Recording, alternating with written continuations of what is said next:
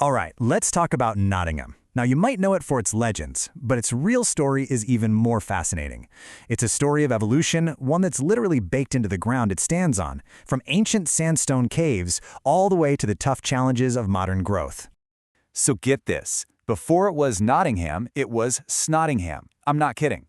It sounds pretty funny to us now, but way back around 600 AD, it was home to an Anglo-Saxon chief named, you guessed it, Snot.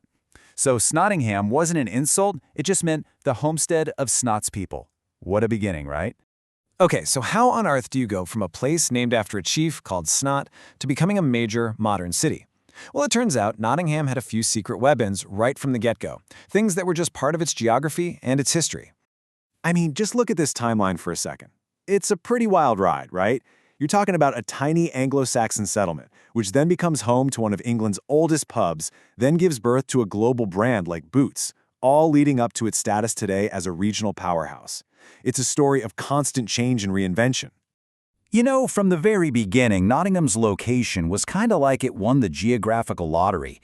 It had the River Trent, which was basically a superhighway for trade. It had Sherwood Forest for all the timber and fuel it could ever need.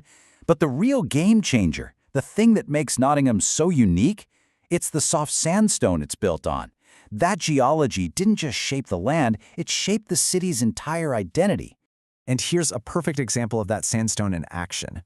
This isn't just some old building, it's literally carved into the landscape. The ye olde trip to Jerusalem is a perfect, tangible piece of history, showing how for centuries, people in Nottingham have used this unique geology for everything from simple cellars to one of the most famous pubs in England. Okay, let's fast forward to today. All that history, all that geography, it's all laid the groundwork for what is now a serious economic powerhouse. Nottingham has become this crucial engine for the entire East Midlands region. And these are some of the modern pillars holding the whole region up. You've got the BBC's regional headquarters, so it's a media hub. You've got the Queen's Medical Centre, which is one of the biggest teaching hospitals in the UK. And here's one you might not know. East Midlands Airport. It's the UK's largest dedicated air freight hub. That's a huge deal for logistics. And it's not just public infrastructure. Nottingham is a total magnet for big global companies. And look at the variety here. We're talking energy with E.ON, finance with Capital One, and it's even the global headquarters for the credit giant Experian and the swimwear icon Speedo. This isn't just about jobs, it's a huge vote of confidence from international business. This city has such a cool history of building things from the ground up. You've got Boots, which started as just a local pharmacy in the 1800s and blew up into a global giant. And then, a century later, Paul Smith starts with one teeny tiny shop and builds a fashion empire known all over the world. It just shows you there's this spirit of innovation that's been running through the city for ages. So, who are the people powering this whole thing? Well, when you look at the city's demographics, you find a population that's really young and incredibly diverse. And that adds a whole other vibe to the city. Yeah, the city is a true cultural melting pot. So while about 2/3 of the folks there are white British, a full 1/3 come from all over the world. South Asia, Eastern Europe, Africa, you name it. You can literally taste it in the food and see it on the streets. It's what makes the city so vibrant. And another thing that really hits you is just how young this city is. A huge chunk of the population is between 18 and 29. And you know why? It's largely thanks to its two massive universities, the University of Nottingham and Nottingham Trent. They bring in tens of thousands of students, fresh ideas, and a constant feeling of renewal. But you know, when you have a city that's young, diverse, and growing like this, well, that comes with its own set of pressures. It's not all smooth sailing.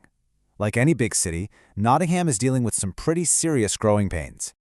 Now, before we dig into those challenges, we need to get on the same page about this word deprivation. It's not just about money, it's about being cut off from the stuff we all need to get by. A decent income, a job, good schools, a safe place to live. And for some parts of Nottingham, especially after old industries like textiles disappeared, this is a real problem. And one of the biggest pressure points for sure is housing. It's a classic supply and demand problem. There just aren't enough homes to go around. That pushes prices up, which makes it incredibly tough for young people to even think about buying. And it means some families are left in poor quality housing. So to fix this, the city is basically at a fork in the road. It has two main choices.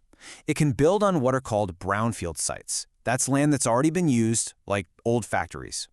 Or it can build on greenfield sites, which means expanding out into the untouched countryside. And this decision, It has massive, massive consequences.